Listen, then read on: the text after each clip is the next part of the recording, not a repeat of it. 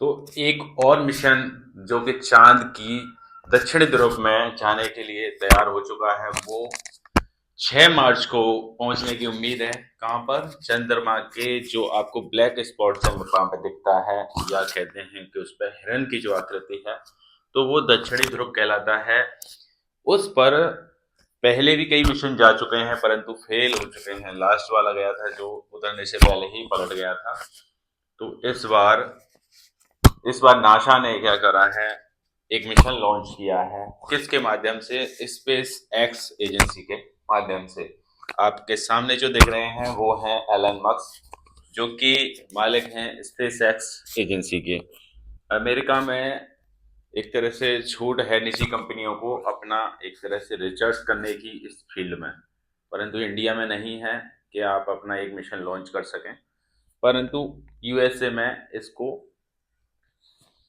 इसको एक तरह से अपनी छूट है कि वो हमारे यहाँ से अंतरिक्ष यात्रियों को ले जाकर वहाँ पर अंतरिक्ष स्टेशन में स्थापित कर सके, या उनको यहाँ से ट्रांसपोर्टेशन का इनको गाइड दे रखा है। ठीक है।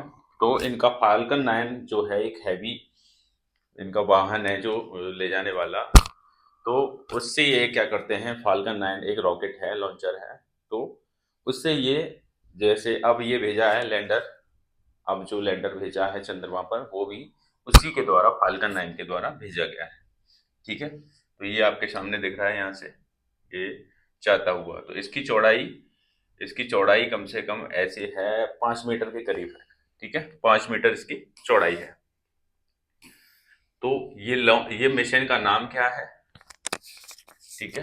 और किससे ये लॉन्च हुआ है, और किस तारीख को लॉन्च हुआ है, और कब पहुंचेगा, और क्या चीज की खोज करेगा। तो ये 4-5 हमारे पॉइंट रहेंगे। 4-5 क्या रहेंगे? हमारे पॉइंट रहेंगे। ठीक है।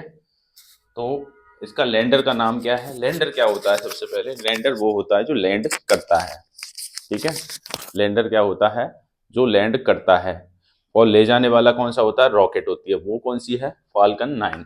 ठीक है। फाल्कन 9 बहुत हैवी रॉकेट है। इसका मोस्टली यूज होता है कॉमर्शियल में ही यूज होता है। एलन मैक्स ने इसी के द्वारा अपने वाहन भी भेजे हैं, एक बार कार भी भेजी थी अपनी स्पेस में।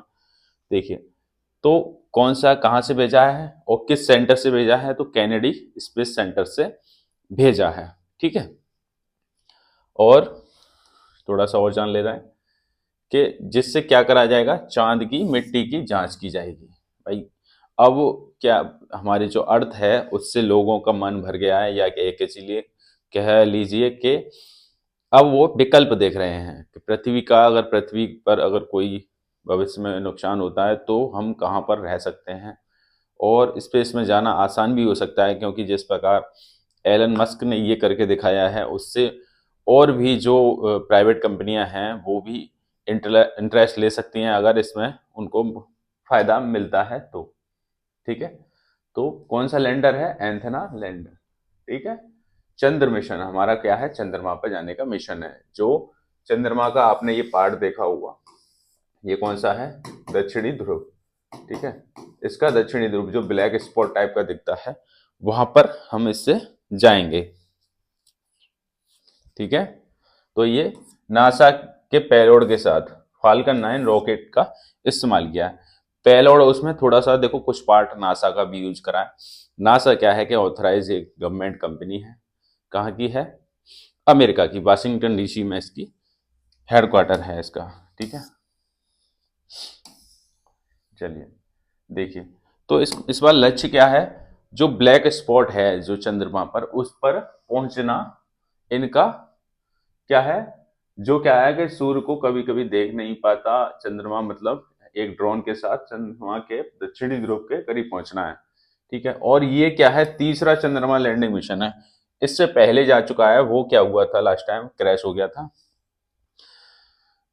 तो 2025 का क्या है? ये तीसरा। अब ये क्वेश्चन आ जाता है कि 2025 का तीसरा कौन सा मिशन है ये? क्योंकि देखिए, ये 24-25 ये माना जाता है, 24-25 एक तरह से। और इस लॉन्चिंग फ्लोरिडा कहाँ से की गई है? फ्लोरिडा के कैंप कैनावेरल से स्पेस एक्स फॉल्कन 9 रॉकेट के माध्यम से। ठीक है। और कब हुई है कि गुरुवार को सुबह 5:46 पर हुई है। ठीक है, गुरुवार यानी 27 तारीख, यानी कल जो निकल गया वो 27 को। ठीक है, अब देखिए, अब यह तेजी से चंद्रमा की तरफ बढ़ रहा है और मून पर, चांद पर कब लैंडिंग हो सकती है इसकी 6 मार्च को हो सकती है। इसका लक्ष्य आपको बता ही दिया है कि आपको दक्षिणी ध्रुव पर पहुंचना है, और यह commercial lunar payload service program और आर्टेमिस प्रोग्राम का हिस्सा है। नासा के प्रोग्राम हैं कॉमर्शियल वाले, कॉमर्शियल भी है, जैसे यहाँ से लोगों को शेयर कराना अंतरिक्ष में ले जाके, तो वो भी एक तरह से उनको मुनाफा होता है, सरकार को भी, तो उसका ये एक तरह से ये हिस्सा है, कॉमर्शियल लूनर पेलोड। इसके बाद इंट्यूटिव मशीन्स के लैंडर, जिसका नाम एथेना है, ने नासा के कैनेडी स्पेस सेंटर से, ये दोबारा रिपीट हुआ है, मतलब 6 मार्च को ये लैंडिंग करेगा, और कहाँ से की है इसके बारे में बताया है। ठीक है, इससे पहले कभी भी इतनी अंतरिक्ष मिशन, मतलब जो हमारे इस साल हो चुके हैं, इतने पहले कभी नहीं हुए। चलिए, ठीक है, और आगे चलते हैं। टेक्सास स्थित फायरफ्लाई एयर स्पेस को इस साप्ताहिक बड़ी बढ़त के बाद सबसे पहले वहां पहुंचना चाहिए, तो ये इसका लक्ष्य है। अब नासा ने कितना इस पर पैसा खर्च करा है, तो $62 मिलियन यहाँ पर खर्च करे हैं। बहुत ज्यादा पैसा यहाँ पर इन्वेस्ट करा है, नासा ने भी अपने पैसे लगाए इसको सफलतापूर्वक लैंडिंग के लिए। हालांकि स्पेस एक्स अपना पैसा खर्च कर रहा है, परंतु नासा भी इसमें पार्टिसिपेट एक तरह से इसको सफल बनाने के लिए कर रहा है। एंथना लैंडर की लंबाई कितनी है, मैंने आपको बताया 5 मीटर के करीब है। ठीक है, यह लैंडर चंद्रमा के दक्षिणी ध्रुव के 100 मील दूर उतरेगा, क्योंकि नजदीक नहीं जा सकता, कई ऐसे इश्यू होते हैं, तो 100 मील दूर रह जाएगा ये। ठीक है, अब चलते हैं प्रश्न। अब प्रश्न क्या बन सकता है यहां से, तो प्रश्न क्या बन सकता है कि किस कंपनी ने लॉन्च करा है ये प्रोग्राम, तो ये आपको पता है स्पेस एक्स ने ये चंद्रमा पर लॉन्च किया है।